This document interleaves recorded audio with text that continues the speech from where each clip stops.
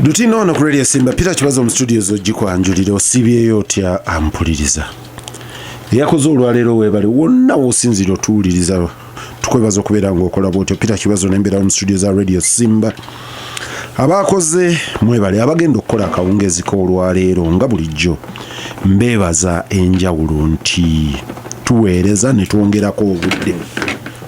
Mwabakola olw'eggulo mmwe muyamba abasigadde okwongerako ku mirimu. Abaweereza message mugume mu program egenda kutandika tugenda kutambula. Ampuliriza wonna wosinzira otuwuliriza tukwebaza okubeera ng'okola bwotyo. Akawungezi k'olwaleero nina omubaka wa Nnyendo Mukungwe Mathias Nsamba Mpuuga. Ticha Yowasi ye yazuukuse dda n'aŋŋamba ekibuuzo kyange naye nedda nze namuyise kati nze amuyise mbeera nange ne bye nategese okubuuza ku lwammwe kati mmwe abaddako n'ennyongereza okwo. Ampuliriza Lutindo Radio Simba. Mathias Nsamba Mpuuga yatuuse dda mu studios mwali. Abatugoberera ogenda butereevu ku mukutu gwa Radio Simba ku YouTube oba Simba Live gwegenda ojja kubeera osobola okutufuna otugoberere tukwatagane. Honorable Mpuuga buuza abantu. Mwami Kibazo n'abatuuliza ku Radio Simba nsanyusa okubeera wano akawungezi ka leero. Njala kwebaza abakakaalukanyi abava gye muva okubaako bye mukola. Njagala okwekulisa abafunye ebirungi okusaasira abafunye emitawaana sigana okusaasira munywanyi wange muganda wange Honorable Ibrahim Semjuganda. Ndozaye mukulu wange Ibrahim ndozansingako mu mwaka gumu webiri. Naye bwe twakula bwe twaguluba okufiirwa taata aginganda muganda wange Australia Kintu Munyendo mwenna saali bijaba kubanga mwali muziika nga nkoma obukomi mu ggwanga. Naye obubaka bwange nabuweereza okubasaasira kuviibwako taata. Njala nakubagiza ate famire ya mukadde waffe Dr. Frank Nabwiso. Mbaddeko najja nankumbi nga bamusabira n'aba FDC okubasaasira okuviibwako omukulu oyo. Gwendowooza nti omukulu ogwo naddala mu Parliament ne mu ggwanga gubadde gw'amaanyi nnyo nammwe mbasaasidde nnyo. Ne mu byonna nsanyuse nnyo okubeera wano ku Radio Simba. Ampuliriza FDC mbasaasira okufiirwa mukulu Dr. Nabwiso Kagoma County. Mu basajja abakakkamu mu by'obufuzi bya Uganda ndowooza yaweereza ekisanja kimu mu Parliament ey'omukaaga y'omusanvu yalimu. Dr. Nabwiso yali very firm, very simple. Y'omu ku bantu abaali tebafaayo kubeera baavu.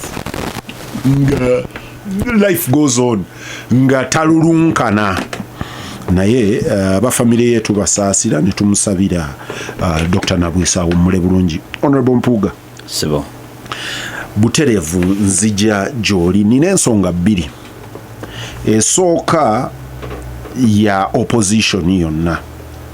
Ey'okubiri yo nga ggwe n'ekisinde ky'okulembera. Esooka ya Mpuuga munnamateeka. Mpuuga mukakaalukanyi wa byabufuzi. Dr. Besigye baamukwata. Juzi nabadde wano ne mnywanyi wange Sam Muyizi ne Kenneth Paul Kakande. Sam n'aŋŋamba nti Mwami Museveni ebimu ku by'obugagga bye yagabidde kkoozi kukwata Mwami Besigye n'amuteeka mu court martial. Nti enjawulo twakozesa omukulu bamuyita Saanya ng'ekyokulabirako. Saanya yonna gy'oli ojja kunsaasira sikumanyi nakumanyanga muntu naye nakozesa linnya ng'ekyokulabirako. Nti Saanya bw'abanga gwe batadde mu court martial ayinza okutendewalirwa amangu n'aga nti bannange abaana bange mukyala wange maama wange bante ngende oba negotiating oba nkola ntya bante ngende. Bo nga bannamateeka ba Besigye banga nti abantu newankubadde babavunaana obutayamba Besigye kuva mu kkomera mangu nti ate ye yabagumya yaga nti tuyite mu process yonna. I'm not taking plea here. Naye njagala kubuuza nga mukakaalukanyi wa byabufuzi wano nga cause y'ebyobufuzi kivaawo kitya ne kituuka ku level nga cause ya ggwanga si ya Besigye ng'omuntu, nga cause eno Besigye ali mukomera ye yeewaddeyo aga nti nze nti bwe banga nze flagship gye bagenda okukozesa okulwanirira eddembe ly'abantu, one obutagenda mu court martial, two obutakwatibwa mu nkwata ya kifa mukokko, nze wendi naye obweraliikirivu bwange nga nze nti ebintu tugetinga used netugaa nti Besigye gyali ti baloya bajja kgenda mu kooti, then what? Kati njagala kutunuulira mu abakakaalukanyi b'ebyobufuzi abakulembeze kino tukirondawo tutya wano ne kifuuka national cause. Well, Peter, ekisooka ekyokukwata Dr. Besigye unfortunately muganda wange Haji Obed Lutale bwe twali mu kooti lawyer n'ayimirira n'agamba omusango oguvunanyizibwa Dr. Besigye, omukyalo omu n'ayimirira, tiyayimirira naye yayogerera mu lwatu n'agamba Besigye si yekka yali mu kooti n'omwami wange mwali. Yagadde nsooke n'agala okugamba nti Haji Lutale si footnote mu nsonga eno. Bombi ne munywanyi wange Dr. Besigye kifaananyi kirimu ebintu bibiri. Kirimu okulemererwa ku mirundi ebiri. Okulemererwa ku ludda lwa Mwai Museveni n'ekibiina kye ekyabamukwata mundu okukkiriza okukola ebyobufuzi nga bwe birina okukolebwa ebiri civil. Ekyokubiri okulemererwa kw'ekitongole ekiramuzi okukola obuvunaanyizibwa bwakyo eri eggwanga, kubanga wakati nga parliament ne executive balemereddwa okukola obw'omwoyo gwa ggwanga muba musigazaawo ekitongole kimu ekiramuzi okuyimirira mu makkati g'ababiri nga firewall oba firewall nkyogere kikya mu lunyanyimbe olulimi lwa kompyuta, okuyimirira wakati nga omutabaganya oba omulamuzi w'abana ababiri. Naye ekyokuba nti ku ssaawa zino Dr. Besigye ne Haji Lutale beekozeeko saddaaka, obubonero obwo bubiri bulina okuvaayo. Okulemererwa kwa Mwai Museveni oluvannyuma lw'emyaka 4 okukkiriza nti alina okuvuganyizibwa n'okuwangulibwe awummule, ekyo ayongera kakasa nti tekijja kubaawo, takyagala, kitakirowoozaako. Ekitongole ekiramuzi ekiseera ekiriwo kyakukkiriza nti kyewaddeyo. Bw'oba olowooza nti Dr. Besigye yasalendalinze gwali eyawuliriza, instead mwami Owiny Dollo ne banne bwe bali ku kooti ensukkulumu be basalendalinze. Kooti ejulirwamu yasala eggoye ku nsonga eyo, situgibanja. Kooti ensukkulumu ye yasalendalinga to the state. So eyo njagadde bitegereke nga sinaba kugenda ku nsonga ndala yonna. Ensonga gy'obuziza enkulu ey'abakakaalukanyi b'ebyobufuzi nayo erimu leegi eziwerako. Erimu leegi esooka ey'abalaba okusibwa kwa Besigye ate ng'omukisa gye bali sekinoomu. Era njala kubuulira olunaku lwenasooka okugenda ku kooti, ogenda ku musango ogwo okuba mu solidarity eri Dr. Besigye. Waliwo bannakigwanyiza be nawulira bagamba nti Mpuuga agenze naye abeeko engeri gyakifunamu. Kakati okusibwa kwa Besigye nze ng'omuntu mu njogera y'e Kampala baga nti wagenda okikamulemu nga ekisooka mu abasinga naddala mu abaakajja mulengera birengere nayimirira mu dock ne Besigye emirundi egisukka 3 nga tuvunaanibwa emisango egy'ebika ebyawaggulu egy'enjawulo egya Naggumula. So mbadde naye mu bintu bingi nnyo. So ne bwe mbanga nnyina byesikkaanya naye nga byabufuzi mbeera kimpemempeme okulowooza nti ekitutte Besigye nze kisobola kunnona.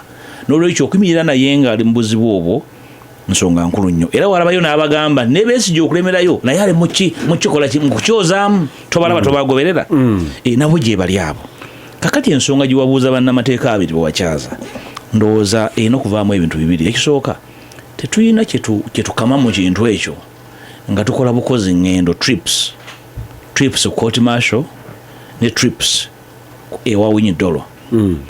Ensonga eno erina okuvaamu serious political demands demand z'ebyobufuzi tugenda zikolera ku court martial zirina okukolebwa wabweru wa officialdom wakati webikolebwa mu lukale nezikole mu mbeera ebyobufuzi kubanga okusiba Besigye eyamusiba yakimanyi akola byabufuzi akola ebyobufuzi tosobola mukolako byamateeka byokka layers zonna zirina okubanga zitambula layer y'amateeka Besigye agamba ndi muleke kitambule etambule naye abagitambuza kubanga bakola ebyobufuzi n'ebyamateeka balina okukkiriza byonna bikolebwe ebyobufuzi pure politics 311 nga bwalina okukolebwa okukola political demands gezirina okukolebwa nga bwe tumanyi political demands tebazikola nga batudde mutebe bwa plastic political demands bazikola bayimiridde ekyo kyensuubira nti mu kiseera kino fe abakakaalukanye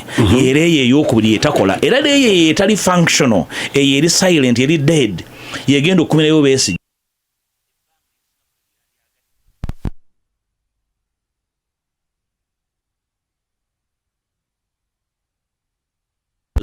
sofa ekola bulungi kubanga eri mukola legitimate legal demands ku legitimacy ku butuufu bwa court martial eyo stand off legitimate era njiwagira naye waliwo leeya eri dysfunctional yey'ebyobufuzi bwe batekola n'ey'amateeka enafuwa sebo ekyo kyogambye tukirondawo tutya omutendero ogwokubiri guyina okukola ekizibu kyokka kyetufunyeemu nti bwe gwandibadde gukolera nga opposition erina obumu okulawo kw'obumu mu opposition kwe kunafuyiza leeyo ey'okubiri okubanga tekola ne tukirekera leeyo emu ey'amateeka eyo leeyo ey'amateeka ping pong esobola okutwala obudde bungi nnyo okutuusa nga waliwo leeyo ey'okubiri ekola demands ng'ezibanja ng'etudde era ng'ezikola ng'eyimiridde kunze ekyo kikulu era wali omwaganyo munene awo katono nnyo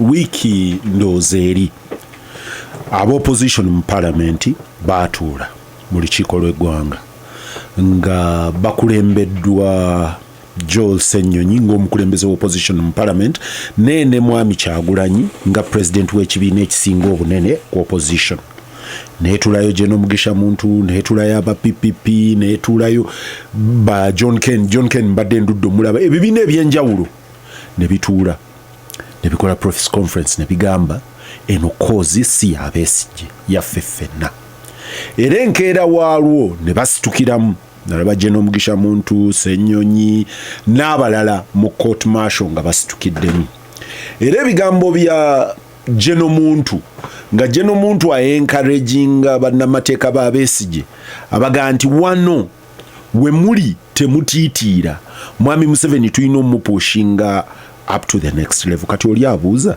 nti Mwami Mpuuga bakoleyo ki ekirala ekyo baakikola how do we ekyo baakikola olunaku lumu ne bagenda kati njagala kubuuza nze ekifaananyi kyange kiyinza okubeera kyewala nalaba walk to work nalaba Winnie Madikizela Mandela ab'emyaka gyange bamujjukira Nelson Mandela bwe bamusiba Winnie Mandela nga buli lwe bamukwata ne bamuta ye ng'omuntu ng'enkeera waalwo beetegeka agenda kubeera n'abalenzi be ku street oba Soweto oba Luddawa ne bw'aba yafulumye South Africa ng'agenda kubeera n'abantu abademandinga those rights oba oliawo nze kyekifaananyi kyennengera naye njagala kubuuza mmwe at a level of leadership mmwe ekifaananyi kye mulaba kubanga ekyobumu abakulembeze b'ebibiina bajja ne batuula ku mmeeza wamu ne batulaga nti tulina obumu then what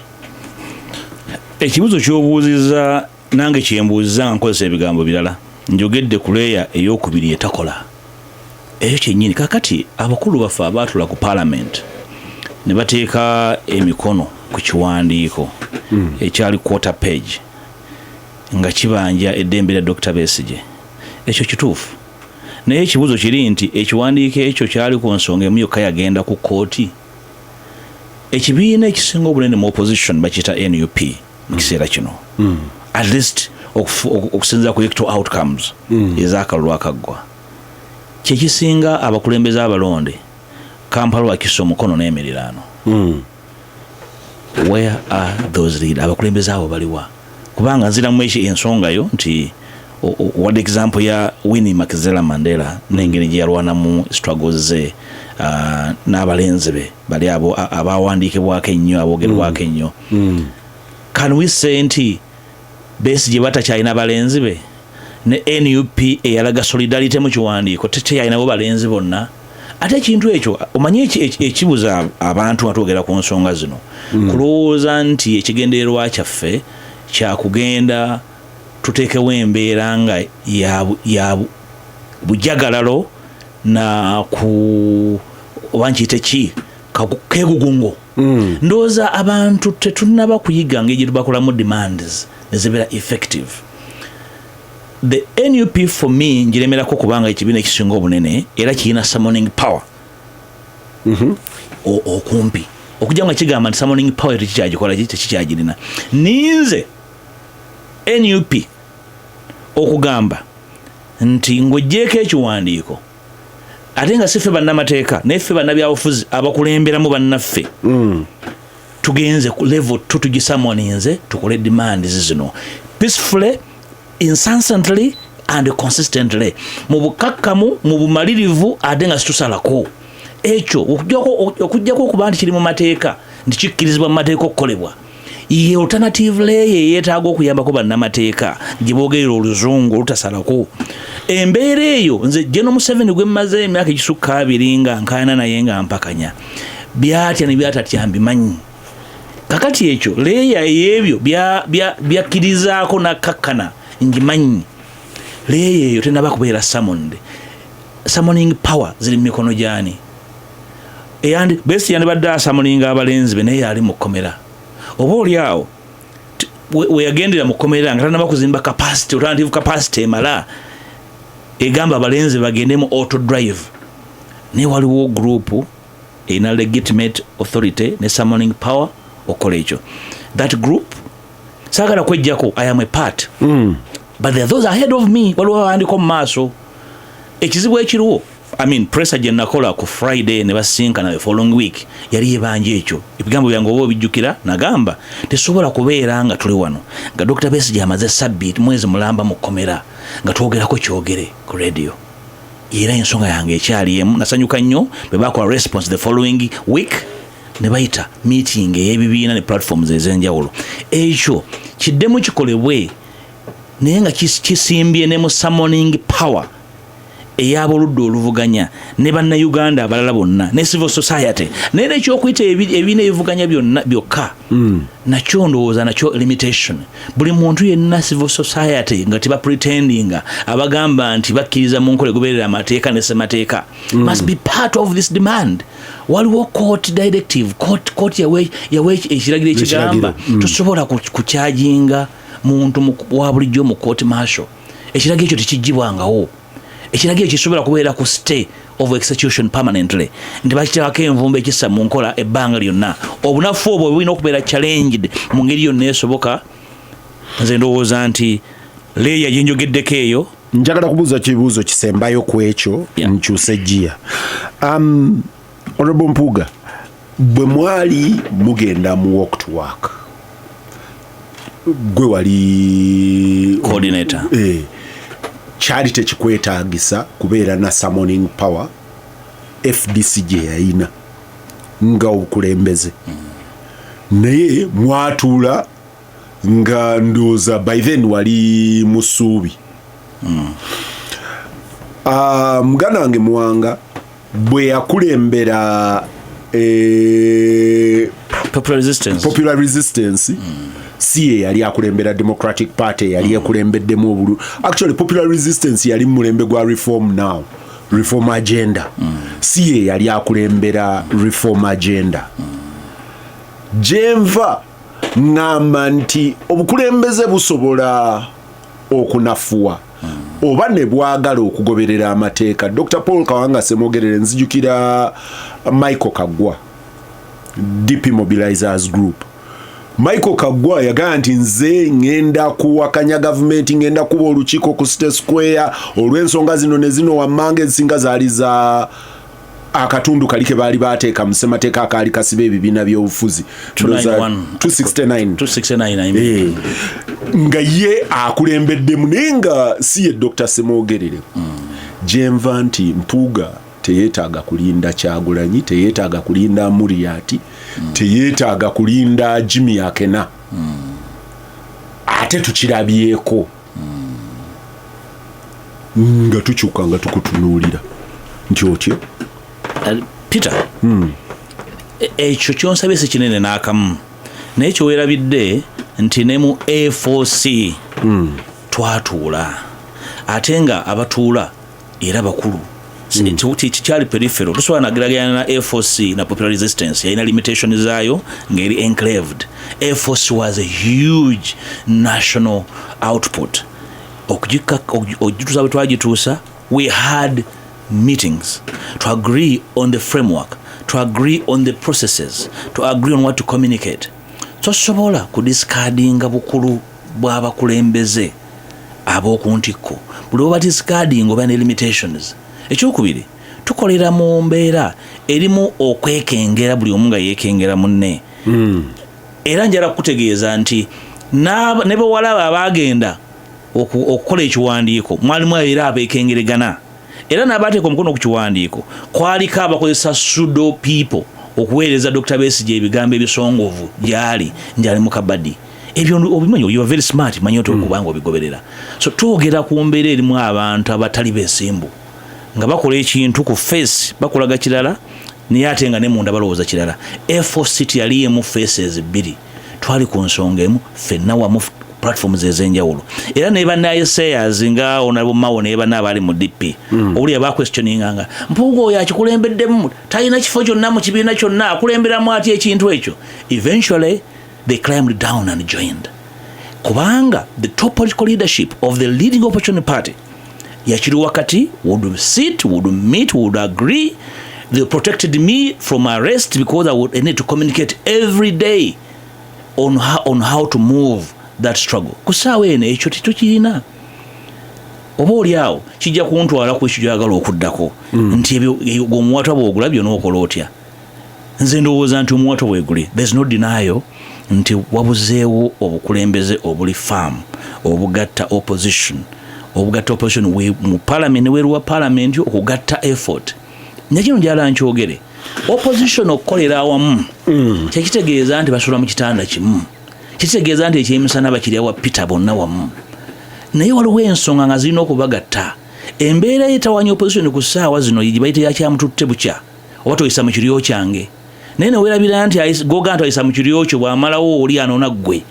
So n'olwekyo obutaba na bumu na kugamba nti tetuli ku platform y'emu ng'opposition oli FDC oli NUP oli PFF muyina platform za njawulo ne waliwo bye bayita the basic bare minimum ze mulina okubanga mutambulirako.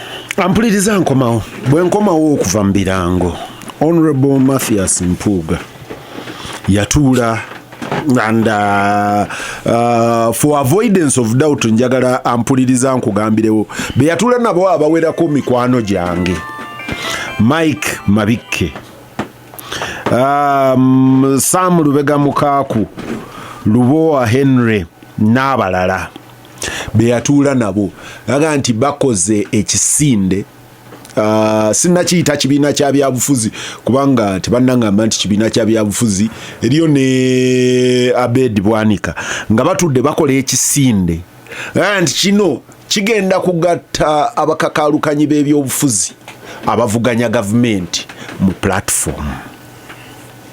Timing ntuufu, purpose gyeri, omulaka gwe baguyina, timing ntuufu.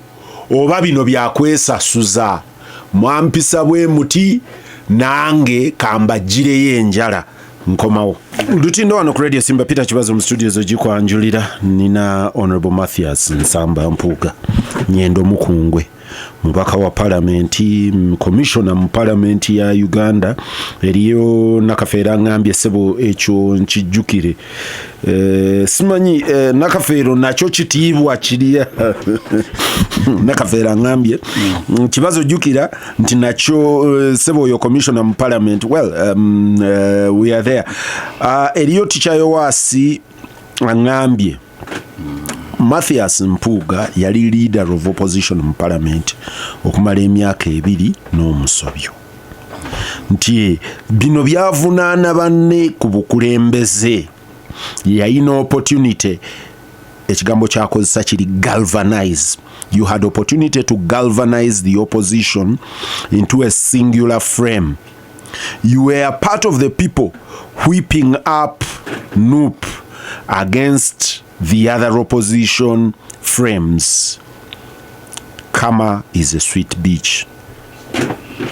And those Ticha Yowasi go and badde omutuufu n'okumusomesa Ticha Yowasi baba tabadde mbuwaŋŋanguse yakutandika okugoberera ensonga z'eggwanga oba si ekyo palamenti emukaabi lubiri okugoberera naye ndowooza bukyalubanga lwa mmindi tewaliyo leader wa opposition yayita yakumaakuma opposition oba mu kutendeka training oba mu kubaako bye bafulumya outputs oba mu misomo egy'okwebuuza consultations nga bwe nakola consultations nazikola mu parliament munda era emirundi mingi nayitawo na Kyagulanyi okujja presiding over consultations ezo nejjukira gye nasembayo okulaba ku mwami Kibazo yali munyonyo ey'ennaku 2 ku electoral reforms ogyerabidde eyo naliyo n'enkuŋŋaanya buli muntu yenna opposition ebibiina byonna ne bikuŋŋaana ba Dr. Besigye baaliyo bajeno muntu baaliyo buli muntu golowooza nti nsonga nkulu mu opposition yaliyo ne mbakubira torch wawe tuli niwe tulina okulaga mu bbanga ttono mu mwezi gw'omukaaga mu 2022 lwenakikola tuli mu mwezi gwa December 2024 era n'ensoundinga warning nembaga bwe tutakola ekyo tugenda kwesanga nga tuvuya sebo wano we tuli Ticha Yowasi saayogerako bwogezi naye I took steps natwala obuvunaanyizibwa n'enkuŋŋaanya bannange ne mbagamba tukole bino naye mwami Kibazo n'abalala bamanyi bulungi lwaki ebyo twalina okukola tebyakolebwa era lwaki wabadde w'amaanyi mangi nnyo okukakkanya ebyo nayagezaako okulaga opposition nga munayafuzi ali experienced okugiraga nti kino kye kituufu okukola nga n'obudde bukyaliwo tibaabikola. We are leaking our wounds now. Naye nga nze bwe sikolima siita mizimu siita bigere mu masaŋŋanzira I act ebyo ebyali mu kkobe nalowooza nti bituufu okukola nakati mbizzeemu mbiz'okusiza mwami Kibazo ndowooza osobola okuyamba atuwuliriza oyo omutegeezi byewamanyako na lwaki tuli we tuli ku ssaawa eno.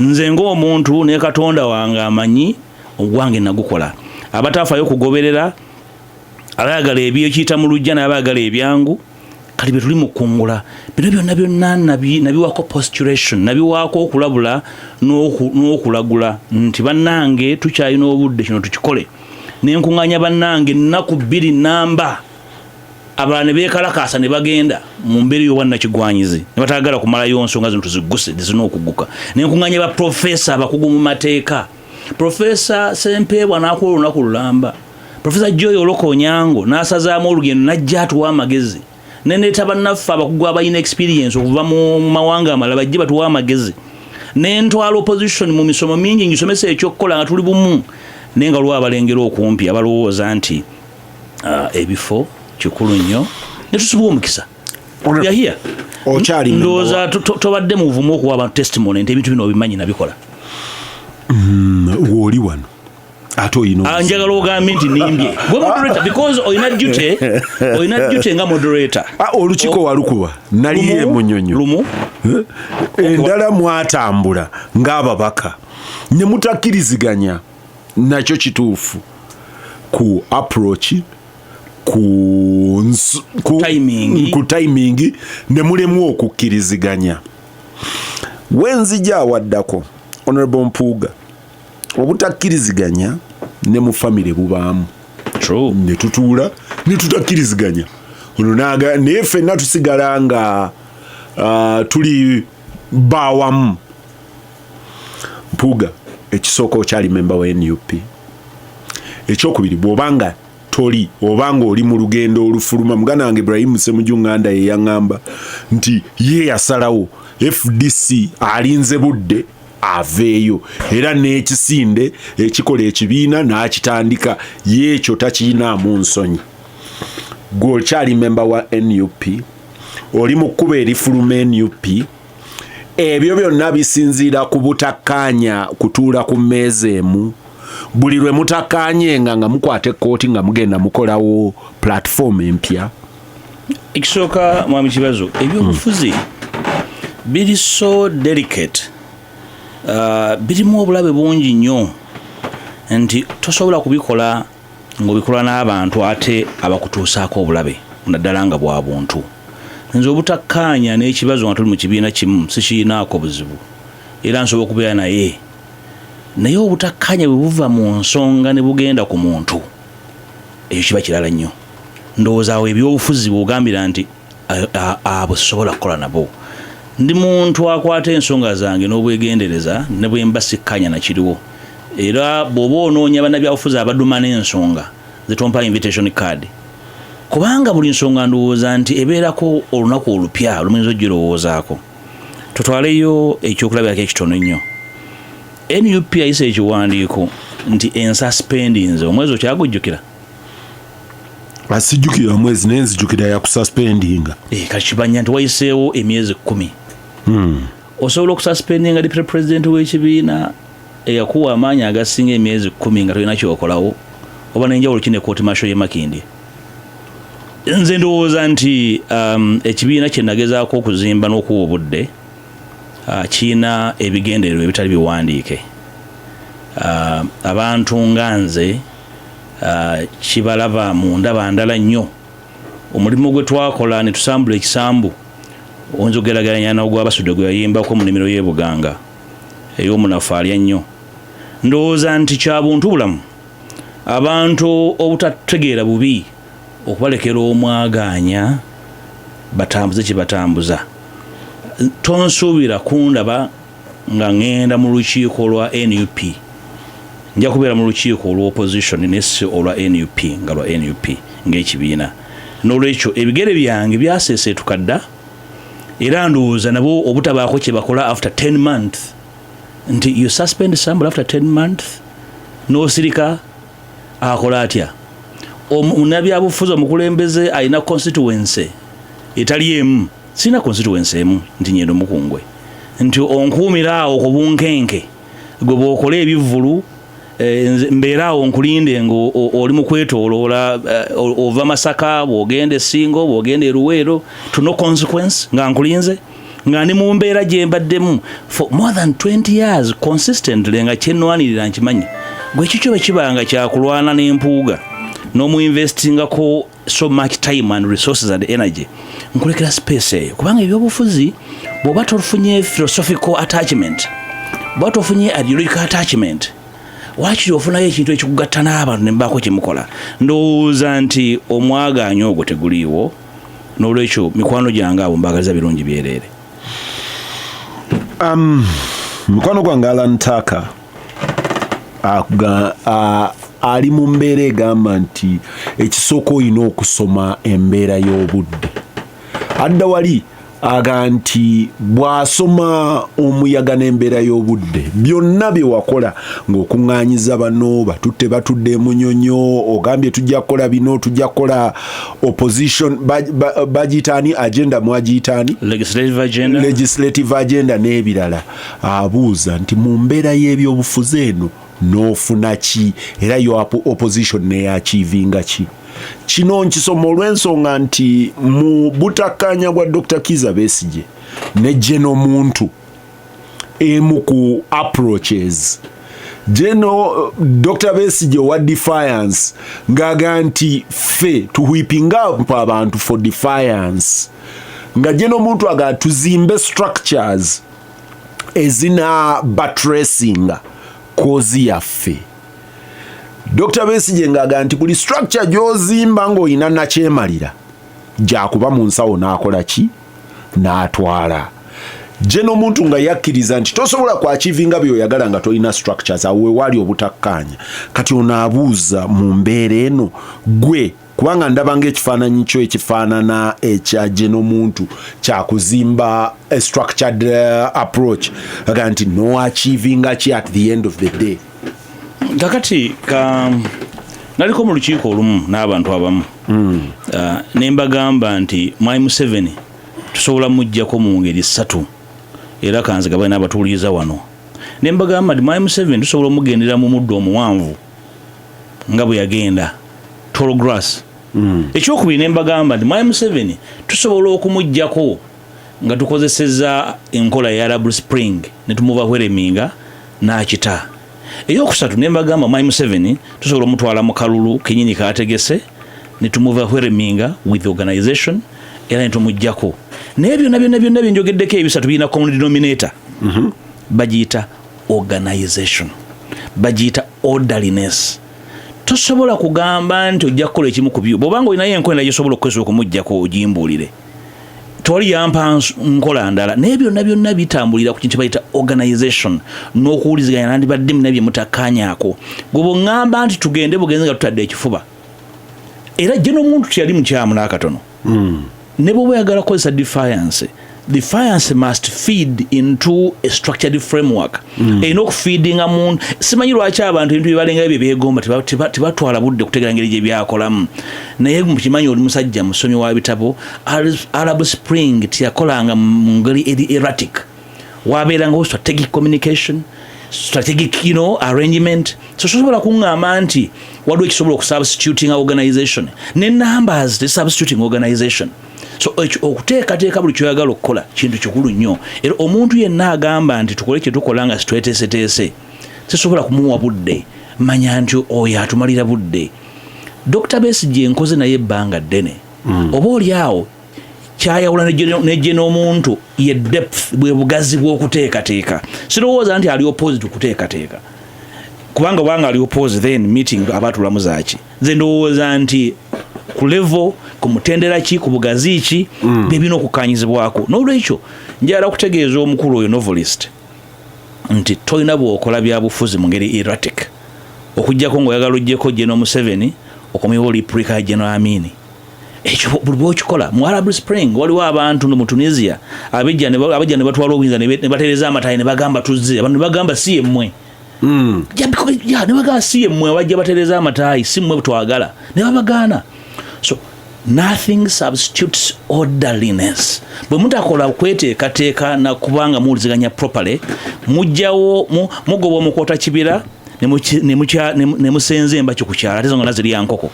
So abantu abateekebwateekebwa okukulembera struggle yonna balina okuba nga bategeerekeka nga beboogera byebyo era nga bateekateeka okukola byebyo bikanyiziddwako ebyo bikolebwa orderly arrangement.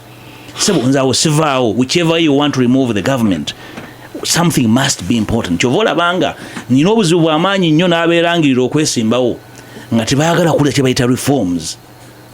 Okwesimbawo ogenda kukola bukozi mukolo okwesimbawo tukukoze ebbanga lyonna okwesimbawo kwagala okukola kyanjawulo ki kyokoze kyotaakola luli ozaayo obuziza abantu bakubale nti naawe waliko ku ballot paper emirundi 3 4 5. Nze ndowooza nti organization okubaako ebikyuka kikulu nnyo naye nga bwe ngamba bulijjo nti enkyukakyuka tebazitona butonyi enkyukakyuka balwanirira nwanirire. You must go out of your way to make push. Ampuliriza Lutindo abenjawulo ababuuza ebibuuzo ekibuuzo kyo bwe mba sinnakibuuza kiba kifaanaganye kye tubuuzizza olubereberye oba ennyinnyonnyola nga tugifunye kuba eriyo omukulu ayomba nti ekibuuzo kye sikibuuzizza naye ekibuuzo ekiri prominent wano ku masimu gange kigaa nti mpuuga tosobola kukola bya bufuzi n'osigala ng'otunuulira Mwami Museveni nga tajeti mu kifo ky'okutunulako ebbali eri baganda bo bwe mutakkaanya. Kino kizze enfunda eziwerako eriyo akinnyonnyodde n'okinnyonnyola ng'aga nti Museveni is very happy with the destruction that the Mpugas and NUP have created amongst themselves. It's battle line and they are going for each other's neck instead of reaching Museveni's neck, and by this Museveni is running to the bank. And that's why I hold you namawulire atali wa bulijjo nti ebibuuzo ebimu osobola n'okuyamba abatuulira sigamba nti obinziriremu naye okubategeeza nti I have been laid back to allow normalcy to return. Mbadde ndooza mukakkamu nnyo wakati mu okulumbibwa ng'omuntu, amaka gange, abaana bange, mukyala wange, mange, ndooza buli kimu kikoleddwa. Ndooza mbadde mukakkamu ekimala. So simanyi oba oyo awandiise ekyo agoberera oba n'abannumba abagoberera, abanjogerako mu nnyimbe, abankola mu poemu mu bivulu byabwe oba abagoberera oba tabagoberera. Ndowooza afune balance, ategeere nti bw'otuteeka ku minzaani nnumbyani. Ndowooza okwogera ekituufu nti waliwo okubeera mu abeyance, okubeera mu mbeera y'obutakola kye tulina kukola. Sirowooza nti kuba kulumba muntu okujjako ng'oŋŋamba nti alina byakola nga sibiraba, nga nze muzibe, era nga siwulira, era nga sisoma, era nga sigoberera, wendi okuwabulwa. Ndowooza mbadde laid back ekimala.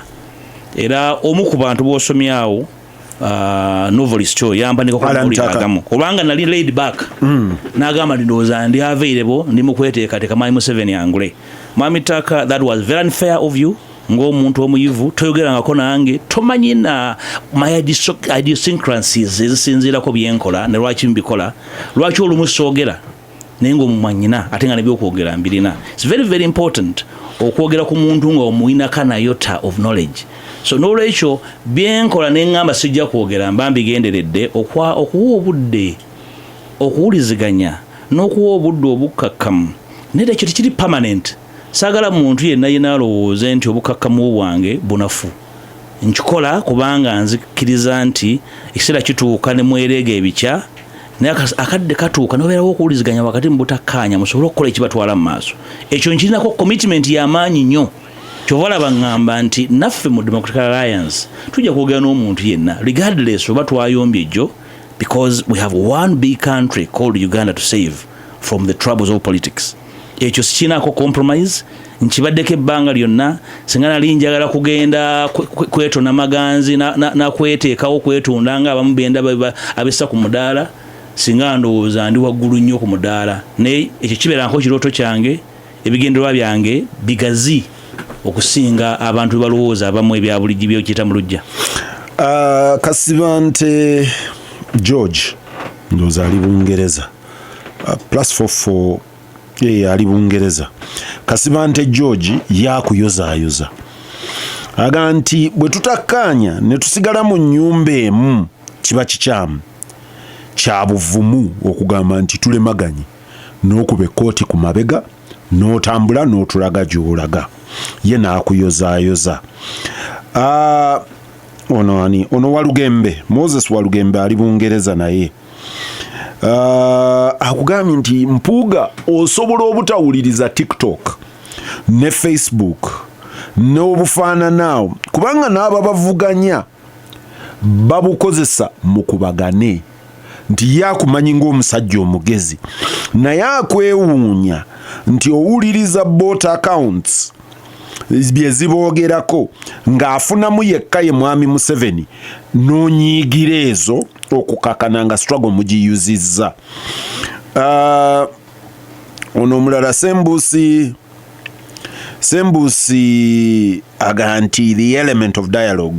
How can Mpuuga champion dialogue in his alliance when he has failed to dialogue with people that propelled him to the highest office in the opposition and to a deputy presidency? Now he thinks they are weed smokers, drunkards. If you can't dialogue in house, how can you dialogue from the without?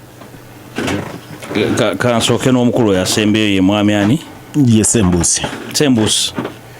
Mwami Sembusi ndowooza olulimi lw'abagezaako okupatronizinga bannabyabufuzi oga nti munnabyabufuzi omuyamba buyambi propelled individual ki. I'm part of the collective. Bwe kiba kibiina, I am part of it.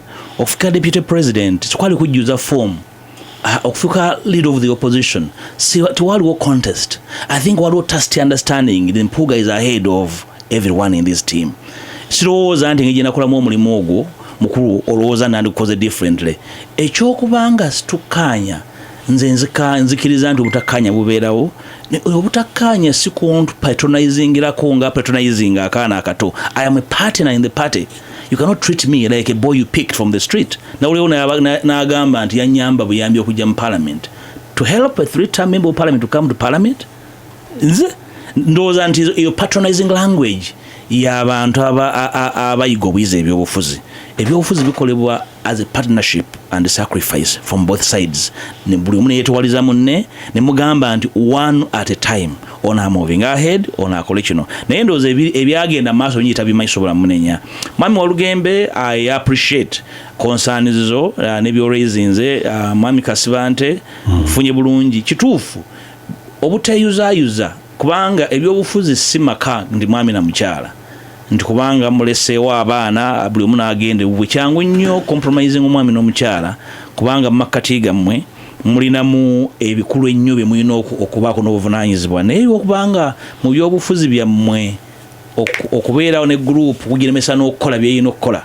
Nalabako ekiseera mwami Kibazo nga okubeera kwange n'aba-NUP benagezangako okulambika ebyokukola ate nga kifuuka kizibu. Omusajja yagambye bw'ati, omusajja oba apulaninga ki, waki yagambye kino, n'obatwala n'obasomesa. Natwalako opposition mu parliament Entebbe for a whole day okubasomesa ekintu kimu kye bayita statecraft bakitegeere kubanga 9 ku 10 baali bapya. Olwo naawe tosoundinze patronizing.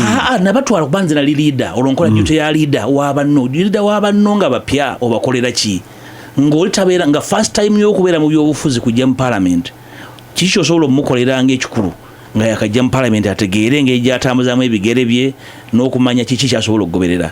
Naye lwe twava ino bagamba akasajja ebintu bikatugambe kabala ki nfu ky'okuteeka amaaso ku kintu byembalabudde ne hamps zembateereddoozi balina okwegendereza ne batandika kugamba nti musajja aleka ali kilomita nga 10 maaso gaffe. I mean oyinza kubayamba ki abantu abafaana bwe batyo? Nze ndowooza nti okuwuliziganya bwe kugaana nga naye boolina okuwuliziganya nabo tebataddeewo matu naye nga bagenda mu maaso. Mwami Walugembe ekyezikanya nekyayogeddeko kiri nti ntimanyi bulungi mwami Kibazo nti waliwo effort ku saidi zombi. Eya ruling party ne bannanga abamu balina enkolagana etali mpandiike okuscandalizinga some of us. Oyinza kiwakanya, oyinza kikkiriza, but I'm deeply aware. Ampuliriza Lutindo, mwami Mpuuga. Sebo. Opposition ne abavuganya government ne Uganda efuna kimu alliance gyewakoze. Ntunuulira alliance eno okwawukana ne bannamawulire abalala mbadde wano lutayaga nti ntudde ku katebe nga ntunuulira abayita mu kkubo emirembe gijja emirembe gigenda. Nali ntudde wano nga abasuubi mugwaŋŋana Malaka ne muganda wange Mike Mabikke. By the way, I still give it to Mabikke. Abantu mbagamba nti ku mulembe gwaffe simanyiyo bantu baali bagezi kwenkana Mabikke. He was very cerebral. Tuyinza obutakkiriziganya mu bintu ebiwerako naye yali musajja mugezi. Naye nzijukira nga mutudde mu ndoza 2011 abasuubi ne mukanyuga Mabikke ku kasasiro ne mukwata Lukwago ne mugamba nti yaba yesimbawo nga mmeeya. Gwe mulundi gwogenda Buddu okwesimbawo ku bubaka bwa parliament ogusooka. Marriage of convenience ye bakomezaawo olwaleero okutuula ne Mabikke. Ntunuulira Mabikke ne Sam Lubega Mukaaku nenga nti bano Mpuuga bwe yagenda mu Nup in the moment of truth bwetuula Sam Lubega yamunyugunya bbali ne Mike Mabikke in spite of all their claims nti be baali bazimbye platform eno babanyugunya bbali. Mpuuga yalina opportunity omulundi ogwo okukuba akaama abakulembeze emitala n'abagamba nti naye bannange bano banywanyi baali bakulu.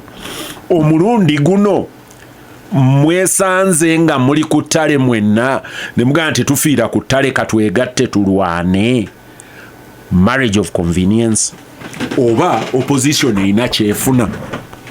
Well, ekisooka abakulu abo bonna boyogeddeko mbatwala era mbawo ekitiibwa nti balina kye bamanyi mu byobufuzi bya Uganda n'enkola yaabyo ndi judge mu binnyo gye bali kubanga mikwano gyange ne betwabeerera mu UID they were ahead of me era nga bakulembeze baffe n'olwekyo ekitiibwa nkibawa.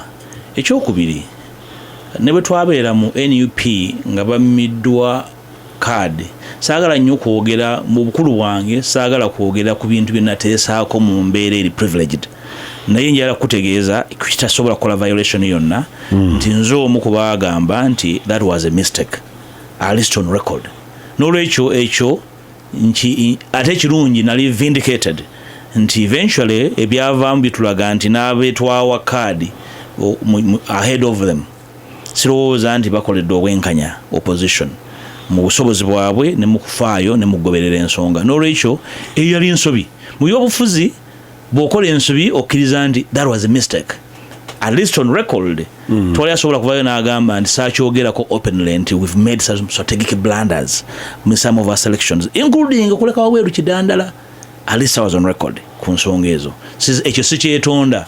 Ekyokubiri ekyokusatu nti abantu bano kubanga ntambudde nabo mu byobufuzi ng'olina okubaako olugendo lw'onootambula otandikira wooli ne bw'oli nabo ne bw'ogera nabo eyo first step. Togenda kutandika n'abaana bo mu nnyumba naye otambula ne banno togenda kutandika na mukyala wo otandika ne banno b'omanyi b'otegeera nti ensonga ze muze mutambuza ebbanga esukka emyaka 2 bazitegeera era baziriko. Ekyo njagadde okitegeere lwaki bo nga bentandika nabo ndowooza mbategeera bantegeera. Ekyokubanga eno marriage of convenience sirowooza nti convenience pressure group oba giyite ekisinde kisaavinga obudde bwakyo ate oli pressure group erina kubeera permanent. Bwe beera permanent omanya nti abaagitandika banafu. Pressure group bwe batevuddemu political party erina okumiriribwa political party n'ebulirayo kubanga ebiseera erina okuba handling matters eziriwo mu kiseera ekyo n'eziggusa yo n'abalabe be rallies. Era mu kiseera kino DA erina ensonga 2 zenze nnyonnyola esooka electoral reforms, political and electoral reforms, ennongoosereza ez'omugundu mu mateeka gafu ebyokulonda n'ebyobufuzi. Eyokubiri y'okuteekawo tent nnene twogereremu a possible electoral platform eyawamu opposition wakati mu butakkaanya efaananako nga kyetwagezaako okukola mu 2016 nekiyiika ku last hour. Ndowooza abaakirimu bakkiriza nti that was also a mistake nti tekyakola. Ekiseera kituuse nga wabuzeewo omuntu akikulemberamu ndowooza nti wali asobola kudisputinga busobozi bwange kwogera na bannange nakubagamba nti mujje tukuŋŋaane. Bwegamba nti mujje tukuŋŋaane kitegeeza nti mbawe ebiragiro tekitegeeza nti mbasalirewo mujje twogere.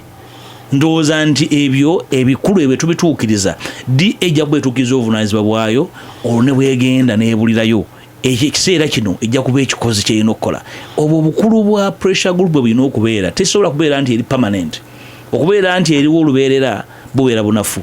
Ekisembayo mukwano gwange Norbert Mao w'omukono Minister wa Justice yasanyuse naga ndi eryokanga neetonya mu njogera ya Mao kyemumanyiko nti gift y'olulimi Katonda yagimu naye ndi Mpuuga yatyabudde amazina bwe yagenza okukwata ku kanzu bwati twagenza okulanga empale ya biraka mulimu ekimyufu mulimu ekyakyenvu mulimu ekyakiragala effectively Mao agamba nti okolera baludda lutali luvuganya newankubadde wali ovunaana ye kati yaga nti ekyandibadde ekyangu gwe kukwata kooti nga ye n'ogenda emitala noga nti abange nti enzize tukole ng'ogyeko okwogera ebigambo ebingi yasinzidde ku ki because being a wordsmith and being realistic byanjawulo. Ndowooza osobola okugenda mu poetry naye nga tolina kyoyogera. Yabadde ayogera ki effectively? Bwe wamuwuliriza ng'ogyeko okwogera ebigambo ebiri flowery yabadde ayogera ki? Njagala Mwami Mao gyali abeere comfortable aweereze Mwami Museveni nandibadde bye yasuubiza ensi tabikoleddeeyo.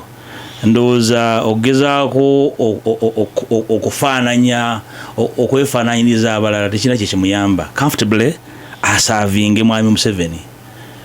DNA yagizuula gyeri simunenya era mu ekitiibwa ng'omusajja omukulu naye obudde bwamala nga ayagala abantu bamufaanane tebajja mufaanana. Nze Mpuuga sina kyenja kufaananya ne Mao akola omulimu gwe gumusasule. I think is a very happy man. Ndowooza agezaako kunoonya mbeera ya kubandeka mwoyo nti byasuubiza banne, olaba ne byasuubiza banne mu kibiina okugabana tebabigabananga eka yagabana. Ndowooza alina obulumi bwabeere nabwo. Twali ajja mugoberera olugendo lwatambule bwa namunigina obwentana bamusibira y'amenvu. Sina kye mmunyiigirako agitambula olugendo kaseera atambula misana. Twali ajja mufaanana semuvunaana kiri kimu kyokka nibyatasobola kukola taddamu kubyogerako. Ye minisita wa justice yasuubiza reforms azogerako bwogezi mu mabaala na mu press conferences. Fe tuziriko yatugenda zibanja. Mbala kumaliriza nga njala kwebaza Mwami Kibazo. Kyeyunese Ennyonjo akuwuliriza yakwebazizza kubeera articulate naga nti ebyokujajinga yatudde katebe akutunuulira. Mwami Kyeyunese Ennyonjo tulwanye entalo nnyingi naye ng'akyali eri mu kimyufu ate ng'amaze okudda eno naye muwe ekitiibwa kubanga ebirowoozo byabiwa mu lujjudde. Njala kugamba batuwuliriza baagala enkyukakyuka. Enkyukakyuka zino zisoboka naye si zaakawala buko. Eggwanga liri ku ndeboolebo. Mwami Kibazo n'abatuwuliriza okunnyuka kwa Mwami Museveni si mboozi ya mu bbaala. Kuri real okunnyuka mu mbeera yonna. N'olwekyo ffe abavuganya okulaga eggwanga ntwetesesa okukolawo ekyenjawulo kikulu nnyo. Ate okukolawo ekyenjawulo kitegeeza ntusula mu kitanda kimu. Ekyo nze nzikiriza mu butakkaanya ne twogera tukole bye tukkaanyaako. Ekyo kisinga obukulu. Simba mbeebaza nnyo, nja kudda nga mumpise.